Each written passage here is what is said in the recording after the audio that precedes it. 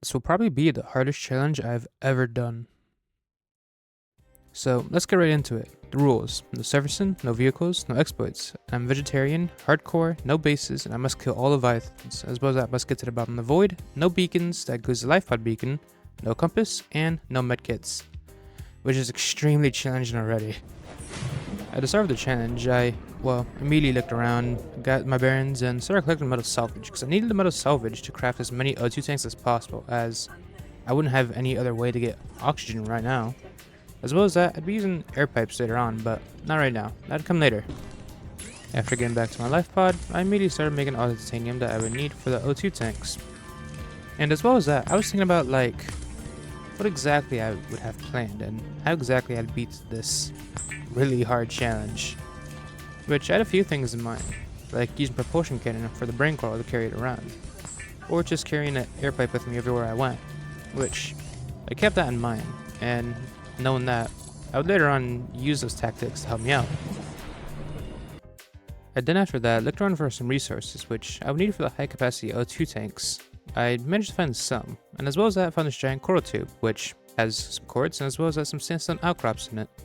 So I took the quartz to make glass later on, and as well as that, I went to go get the sandstone outcrops to get silver, hopefully. And then after this, went back home, and as you can see here, started using the strat switching to O2 tanks.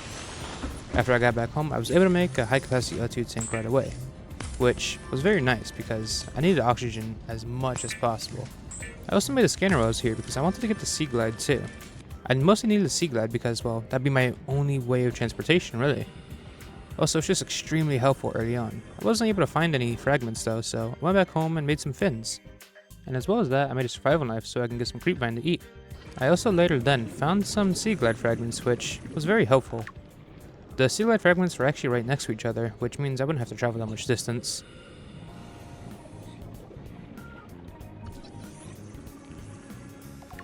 After getting the Sea Glide fragment, I immediately went back home and decided that it was time to get a rebreather, and as well as that, it was time to make the Sea Glide right away. Mostly because I needed those two items to help me out with my journey a lot. They're very much required and absolutely needed to even beat this challenge. Also, while I was here, I decided that I would also make a battery, just in case I run out of the one inside the Sea Glide. After that, I went to a giant coral tube and found a crash fish, and I immediately let it away because I wanted to get the sulfur that was inside of it. The reason I needed the sulfur was for the repair tool, and I needed the repair tool to fix up my life pod to get it up and running again. After I'd gotten the sulfur, I immediately went back home and made the repair tool, and as well as that, just repaired the radio and the life pod itself. Mostly because I just wanted to get it all up and running again.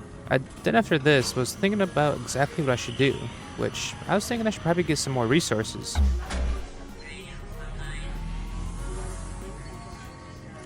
I was specifically looking for quartz, sandstone outcrops, and as well as that, some other stuff I would need out here, mostly because I just wanted to make some more high capacity O2 tanks so I can make deeper dives wherever I need to go. Which, I ended up doing that. Made some titanium for the O2 tanks, and as well as that, just got ready. And then after that, went outside to look for more metal salvage to make it into titanium again. And the reason why this time was actually because I wanted to make a bunch of thrown air pipes, so that way I can basically just go wherever I need to. Connect the thrown air pipe to the surface and then connect the pipes to the air pump itself. Which, that is what I did. And it was very helpful as well because I would constantly switch on my O2 tanks just so that way they would constantly refill. So no matter where I went, I always had probably around 3 minutes of oxygen. I then went next to the Thone Island biome and looked for propulsion cannon fragments, which I would need a propulsion cannon later on in this challenge because it would be extremely helpful with certain type of situations. I also then set up a Thone air pipe here, just so that way if in case I ever got lost, I can definitely just get some oxygen while I was here. After that, I made some more oxygen pipes next to my life pod this time, so that way, in case I ever got lost, I could probably look for the air pipes, just so that way I can find my way back to life pod. Which, that was my plan actually. Probably surround the whole entire safe shallows with just air pipes, so that way no matter where I went, at least if I was nearby, I could know that the life pod was near. So that's the project I got started on. I started making as much air pipes as possible, just so I can surround the whole entire area. Because, well, I had nothing better to do right now, as, well, I just couldn't progress. So, that's my main focus right now, is be able to actually find my life pod without the compass or without any sort of beacons. So, that's exactly what I did. As you can see here, I just made a bunch of air pipes going almost everywhere in almost any direction I could, just so that way I can find my way back here. I also started on the other side of the life pod too, which was leading over to the creepvine area, because I wanted both sides to be fully cleared out. I had one side that was cloned closer to the Aurora, and at one side going into the Creepvine area, so that way, no matter where I was, I always knew if I was nearby, I'd be able to see the air pipes. So, now, with that in mind, I went over to a wreck and explored it a little bit, as well as that, put some air pipes down next to the Jetstream cave to explore it later on. I then got a message from the Sunbeam that they were arriving, which, well, I couldn't see that. I then started making air pipes next to the other Jetstream cave, which I knew I would have to go down to get the stasis rifle, and I wanted to get the stasis rifle mostly because it was absolutely needed, just so that way I didn't die. After making enough air pipes, I was able to finally go down into the Jetstream cave area, which I then found the Degasi base, and I knew there was at least 2 stasis rifle fragments here. I got the first one right here, and then I found the other one as well to the side.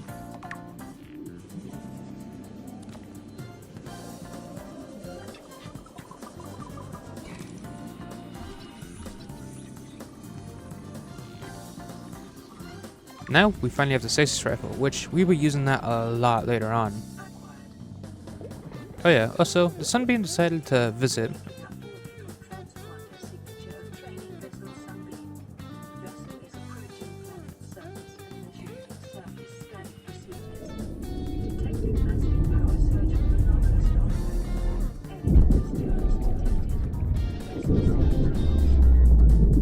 Hey, at least we can get more metal salvage now. Also, another thing that we can get while we're here is we can actually get some time capsules, which I was looking out for, because if we can get some very helpful ones, it'd be nice. Speaking of time capsules, I did manage to find one when I was out here, and well, it had 1 Seek Glide in it, which I've been making sure to take hold of that. Mostly because, well, maybe it had an ion battery? Okay, I guess it didn't. Another thing I managed to get while I was here was a reinforced dive suit. I wanted to get the reinforced dive suit mostly because the damage reduction on it. The damage reduction on it was extremely helpful. Also, while I was out here in the dunes, I managed to find this big old sea puppy, which I used a stasis rifle on, and decided to scan him because, well, I could. Didn't have a thermal blade yet, which I was hoping to get a thermal blade from a time capsule, as we couldn't make a base, so we couldn't get modification stations, so hopefully a thermal blade from a time capsule. After unlocking the reinforced dive suit, I immediately went over into the blood cup trench to get some blood oil, which I would need for synthetic fibers to make the actual reinforced dive suit. After getting all of the stuff that I needed for the reinforced dive suit, I immediately decided to make it right away. Mostly because I just didn't want to die this far into the run, and if I did die this far into the run, that would push me back a lot, which I didn't want that to happen. While I was looking around for resources, I managed to find a time capsule in the mushroom biome, which I opened it and it didn't have too much, or so I thought. When I got back home, I checked the flashlight that came with it, and, well, to my surprise, it had an ion battery. I also went out into the mountains again, and I found a time capsule next to a wreck, which I made sure to open that, just in case I had a thermal blade, which I was really hoping it did. And, to my luck, it did. So eventually, I went back up to get some oxygen, and went back down to fight the Reaper Leviathan. I managed to hit this nasty shot on it, which I wasn't expecting to hit, and after that, just killed it. After I killed that Reaper Leviathan, I decided to stick around the mountain area for a little while, as one of the rules states that I have to kill all Reaper Leviathans. Well, it took me all Leviathans, so that's exactly what I got to work doing. I killed all the Leviathans in the mountain area, then went over to the dunes and found another Reaper Leviathan, which he was just chilling right here next to the grassy plateau, and, well, I just needed to get rid of him. So I hit him with a stasis rifle, and then after that I hit him with a bigger charge with the stasis rifle to kill him. After I was done doing that, I went over back to the gun island and used the underwater cave to get a purple tablet. And the reason I needed a purple tablet was actually for the facility. And I just needed to get into the main facility, mostly because that's the only way I can beat the game. So after I did that, I decided maybe I should probably take the dive down into the actual lava zone, which I found the crevice next to the bulb zone, and then after that I stepped without an air pipe and made sure to fill up all my O2 tanks before making the dive down. After filling up all my oxygen tanks, I decided to make the dive down fully, and, well, hopefully not run into any harmful creatures. When I was going through here, the river prowlers didn't bother me that much, and overall, it was just a smooth journey. I wasn't really getting bothered that much by any creatures, meaning I could probably just do this perfectly fine.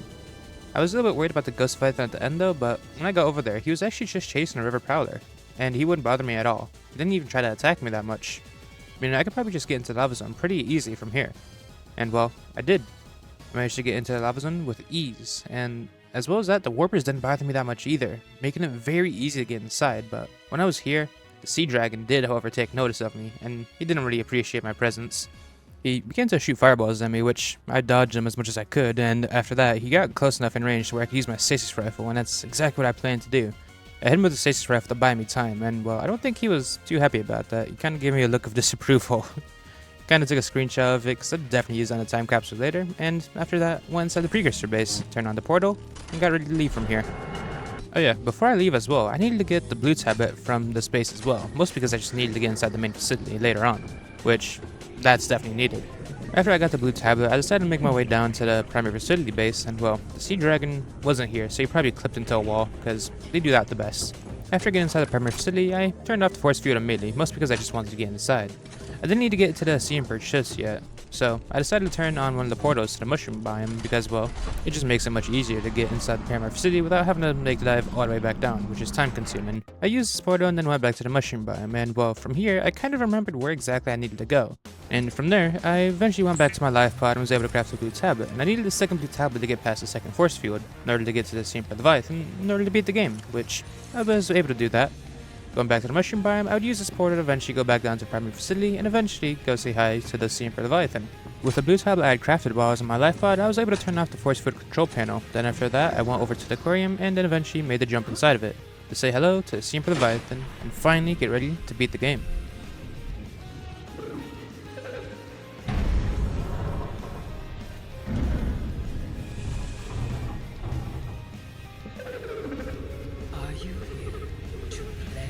After saying hello to the Sea Emperor Leviathan, I decided to do everything that I needed in order to beat the game right away, mostly because I just wanted to get this out of the way for now, because I wasn't really that focused on it too much.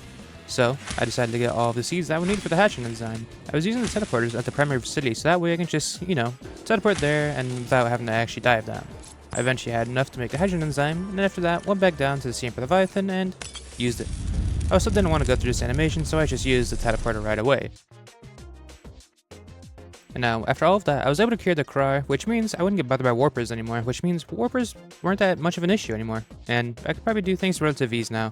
I went back down to the lava zone area to go inside the precursor base to unlock the ion batteries, which I absolutely needed for the next thing.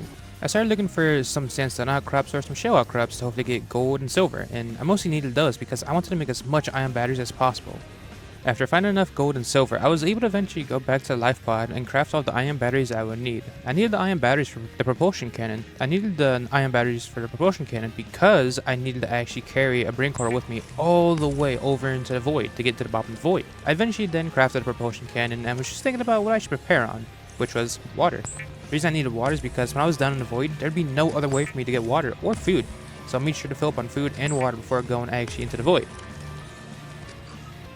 I then went to the dunes and found the brain coral that I needed to take with me. After that, I just grabbed it and started going all the way over into the void, and thankfully, I already killed all the leviathans, so they weren't an issue here. I eventually got into the void and, well, I made sure to stick next to the land because, well, I just needed it as a backup. And the way I would use it as a backup is if a ghost leviathan got too close to me, I could at least shoot the land, which then will allow me to actually go places I needed to go. And I was getting very close, and eventually, that's when I got the warning. After I got that warning, I started looking around everywhere and started freezing the brain coral just so that way I can look. It wasn't too long until the first ghost leviathan showed up, and he was already just an issue by himself.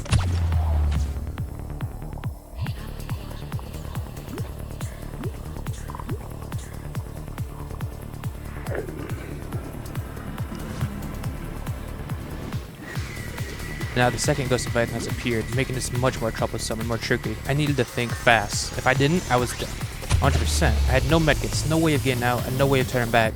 The bottom of the void is exactly where I needed to go. There is nowhere else safe that I can go to. I need to get to the bottom of the void so that way I can get back to the surface. Otherwise, if I were to go up right now, I was dead. Taking the first hit from a ghost leviathan was very detrimental. It would cause me a lot of panic, and eventually the third ghost leviathan spawned in, making this much more worrisome. The second ghost leviathan came in and swooped me as well, lowering my health to 1 HP. I started to panic. I tried shooting the wall, and the wall didn't get hit, and then after that I started to shoot the ghost leviathan, and I tried dodging as much as possible. One more hit from one of these guys and the run was over. I tried doing everything I could, thinking about how exactly I'm going to get out of this situation. There is no way out from it. There is no way to get back to the surface. No way down to the void. I mean, I would have to go very slow, and even then, the brain core was already going down into the void, meaning I needed to keep up with it as well. Because if it was going down faster than I can keep up with, I'd run out of oxygen for sure. meaning I need to keep track with it constantly, and if I didn't, I'm dead. I eventually had to make a run for it, and made it run all the way to my brain coral, and that's when I saw it, the edge of the world. I was thinking exactly how could I use this to my advantage, and well, there's only one escape. I needed to get out of there now. I grabbed the brain coral, dragged it over to where I needed to go, and I was hoping it'd deter the ghost leviathans away from me. After getting to this area, it seemed that all of the ghost leviathans have left me alone, meaning I can now make my journey all the way to the bottom of the void with ease. However, I was still worried about my hunger, and eventually at 6,000 meters, I would eventually switch to my sea glide and try making my way all the way down there, because I didn't want to die of starvation this far in. That'd be an embarrassing way to go out. Eventually, I made it to 8,192 meters and got teleported back up, meaning we were safe and we can continue the run. I now started to commit genocide upon all of the leviathans because, well, that was one of the rules inside the challenge, and I started with this guy at the Northwest Bud Club zone, and eventually I ended up killing him. And then after that I was thinking about where else I should look for ghost leviathans, which I was thinking of a few areas, but before I did that I started to kill all the Reaper leviathans, which the only ones left were at the crash zone, and that's exactly where I was going to. I killed all of the Reaper leviathans at the crash zone, and eventually I switched my focus over into the Grand Reef to kill the rest of the leviathans. Here I found the 2 adult ghost leviathans. I ended up killing this one as well, and then looked for the other one. However, when I was looking for the other one, I found the Sea Emperor instead, and I thought it was pretty cool. I don't really get to see him too much. I found the other ghost leviathan a little bit more to the left of the Grand Reef, and ended up killing him too. I then needed to kill the ones in the Lost River, which those were the only ones left needed to kill. I would use the precursor base, that way I can get oxygen without having to go to the surface. I ended up killing this ghost leviathan here, and the other 2 later on. And then I went down to the lava zone to hopefully find the sea dragon, but the sea dragon wasn't at the lava zone. In fact, I think it warped out of the map because they do that a lot. However, I was later on able to find another sea dragon, which, I'm going to be honest with you, I spent 30 minutes stabbing this sea dragon with a thermal blade before one of the people in the chat decided to tell me that the thermal blade actually does no damage to it, which was a bummer. Which means I needed to go back and get gasopods, and I needed the gasopods because that was the only way to get a sea dragon right now. After getting all of the gasopods I needed, I went back down to use chemical warfare against the sea dragon, but that wasn't enough for the sea dragon. It was still standing and wasn't enough to kill it.